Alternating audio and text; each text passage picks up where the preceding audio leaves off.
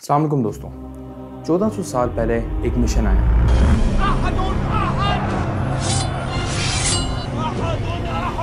इस मिशन का मकसद था अल्लाह ताला के निज़ाम को पूरे दुनिया पर कायम करना, और कुछ ही अरसे में वो 3 बड़े आज़मों में फैल गया, ना सिर्फ ज़मीन पर बल्कि लोगों के दिलों में। वो मिशन क्या था कि जिसके नतीजे में एक ऐसा सिस्टम बना जो कि बेहतरीन सिस्टम था, और आज उम्मत उस मिशन से गाफिल है। क्या आप जानते हैं वो मिशन क्या है? जानिए इस वीडियो में।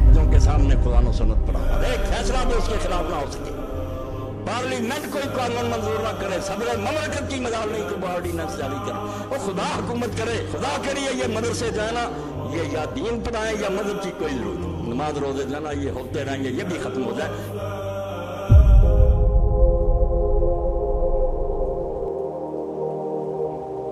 इस्लाम, क्या इस्लाम सिर्फ नमाज और रोज़े का नाम है, या ये एक मुकम्मल सिस्टम है?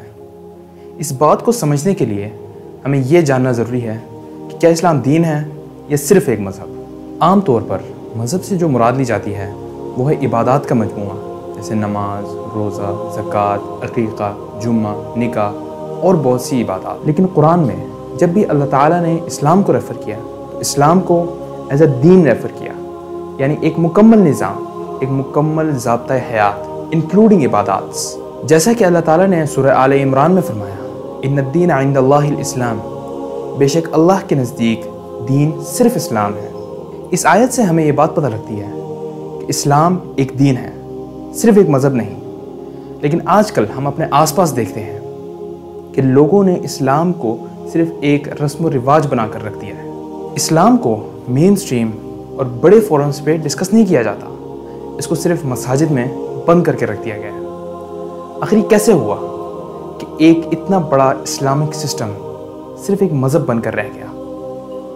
इसके लिए हमें हिस्ट्री में जाना पड़ेगा।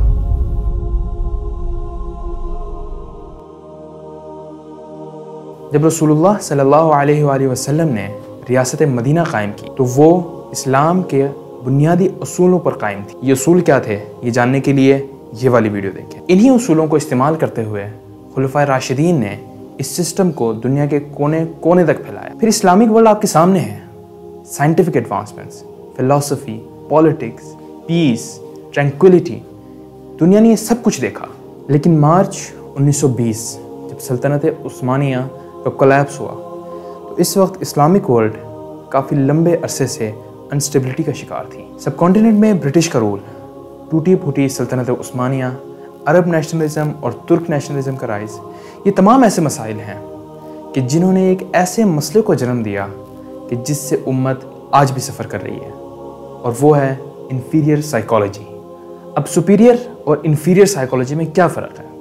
जैसा कि हमने आपको बताया, सल्तनत उस्मानिया के ज़वाल से पहले इस्लामिक दुनिया एक फ्लरिश्ड और प्रॉस्परस एज से गुजर रही थी।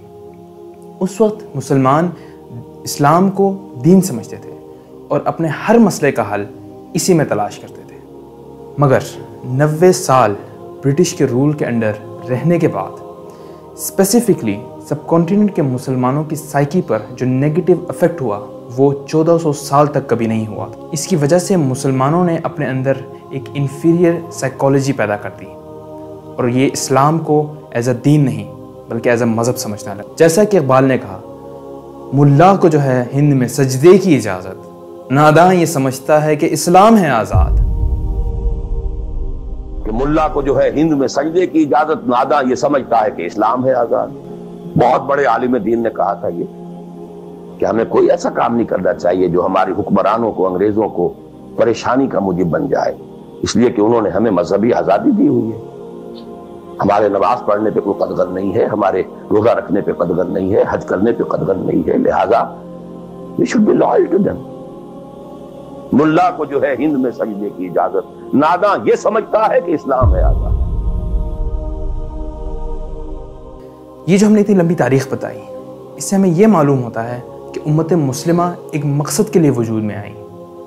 अब क्या वो मकसद सिर्फ और सिर्फ तज़किया नफ्स करना है, या इससे आगे भी एक मुसलमान की ज़िंदगी का कोई मकसद है?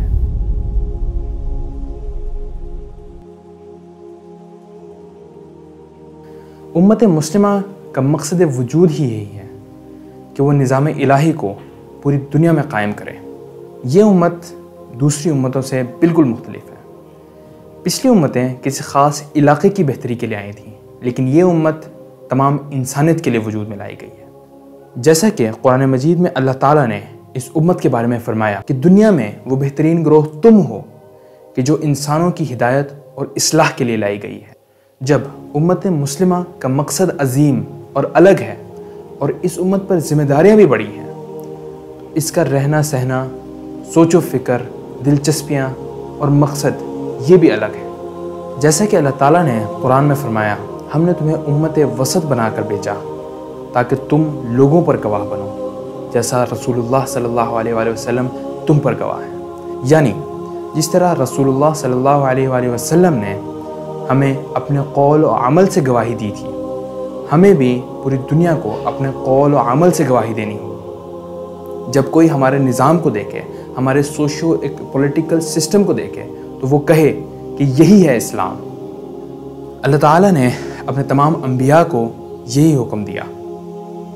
जैसे कि कुरान पाक में है, अन अकीमुद्दीन वला तफर्रक़ू, यानी दीन को कायम करो और इसमें मुतफर्रिक ना हो जाओ।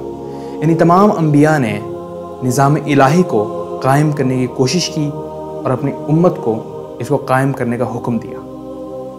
जैसा कि एक हदीस में है कि हज़रत अब्दुल्ला इब्न मसऊद रज़ियल्लाहु अन्हु ने फरमाया कि अल्लाह ताला ने असहाब को दो कामों के लिए मुंतखब किया, एक आप सल्लल्लाहु अलैहि वसल्लम की मदद और दूसरा इकामत दीन। इन सब बातों से हमें ये मालूम होता है कि मैं, आप और जो भी इस दीन का कलमा पढ़ते हैं, उनका मकसद इकामत दीन है।